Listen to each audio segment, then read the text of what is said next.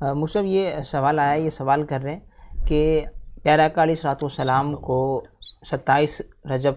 میں معراج نصیب ہوئی، معراج کا تحفہ ملا، تو یہ کیا روحانی نصیب ہوئی تھی یا حقیقی تھی؟ اس حوالے سے شریعت کا کیا حکم ہے، ہمارا کیا عقیدہ ہونا چاہیے، ارشاد فرما دیں۔ قرآن پاک کی جو آیت کریمہ ہے جی 15ویں پارے کی جو ابتدا ہوتی ہے، سبحان الذی اسری بعبدہ لیلا من المسجد الحرام الی المسجد الاقصی الذی بارکنا حولہ لنریہ من آیاتنا انہ هو السمیع البصیر۔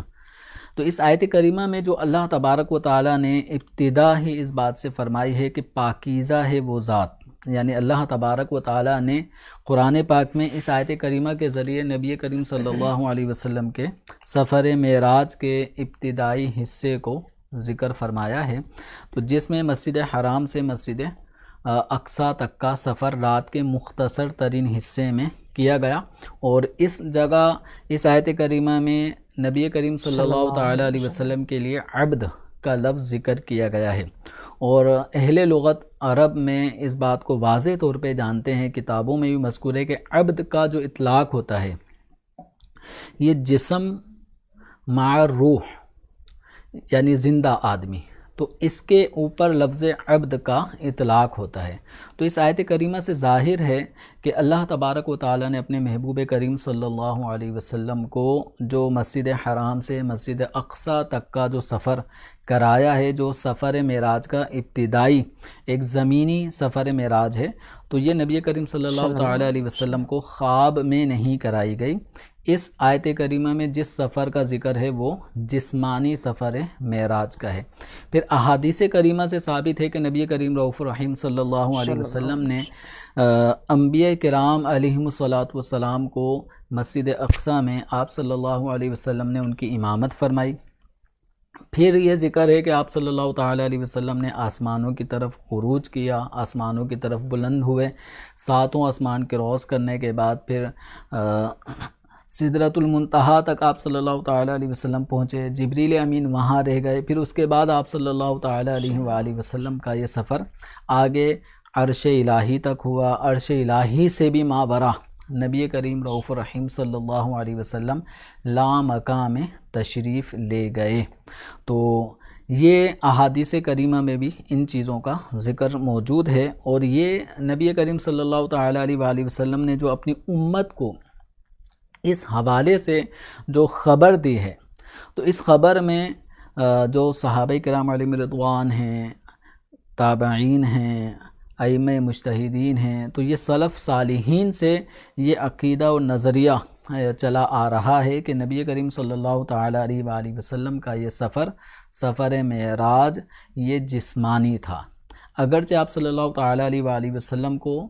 روحانی معراج بھی اللہ تبارک و تعالیٰ کی طرف سے عطا ہوئی ہیں، لیکن جس سفر معراج کا رجب المرجب کے مہینے میں ذکر خیر کیا جاتا ہے، تو وہ سفر معراج جسمانی تھا،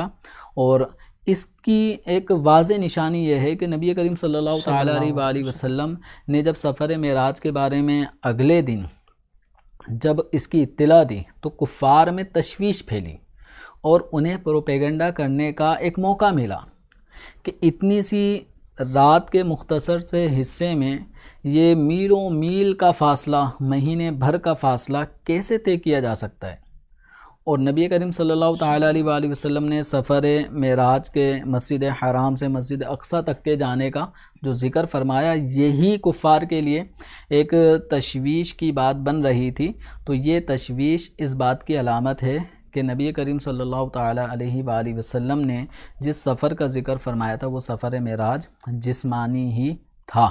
تو اگر وہ روحانی ہوتا، خواب والی معراج یہاں پر ہوتی، تو خواب میں سفر کرنا، خواب کے اندر بہت طویل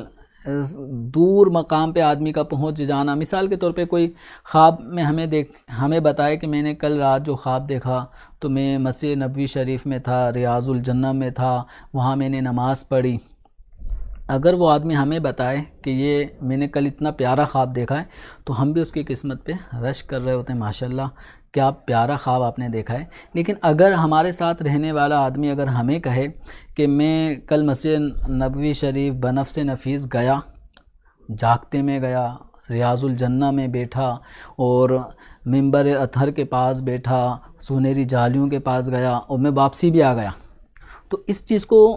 تسلیم کرنے میں تھوڑا سا آپ جھجکیں گے، یار یہ ہمیں سمجھ میں نہیں آ رہا کہ آپ کیسے چلے گئے، یہ غلط بیان کر آپ کہیں غلط تو نہیں کہہ رہے. تو یہ چیز کیا ہے، اگر وہ اپنا بنفس نفیس زانہ بیان کرے گا تو اس میں تشویش ہوگی، اگر وہ خواب کا بیان کرتا ہے تو کوئی تشویش نہیں ہوگی. تو اس کا معنی یہ ہوا کہ روحانی خوابی انداز سے اگر کوئی سفر کرتا ہے تو اس کو تسلیم کرنے میں کوئی دقت نہیں ہے. جسمانی سفر بیان کرے گا تو دقت ہوگی. تو نبی کریم صلی اللہ تعالیٰ علیہ وآلہ وسلم نے جو سفر معراج کا ذکر فرمایا تو کفار میں ٹینشن اور ہلچل کا مچ جانا اور ان کو پروپیگنڈے کا موقع ملنا، یہ اس بات کی دلیل بھی ہے کہ سفر معراج جسمانی ہی تھا. جس جسمانی معراج کی کفار نفی اور انکار کر رہے تھے اور صدیق اکبر رضی اللہ تعالیٰ عنہ اسی سفر معراج کی تصدیق فرما رہے تھے، اور اسی تصدیق کی بنا پر آپ کو صدیق بھی کہا جاتا ہے.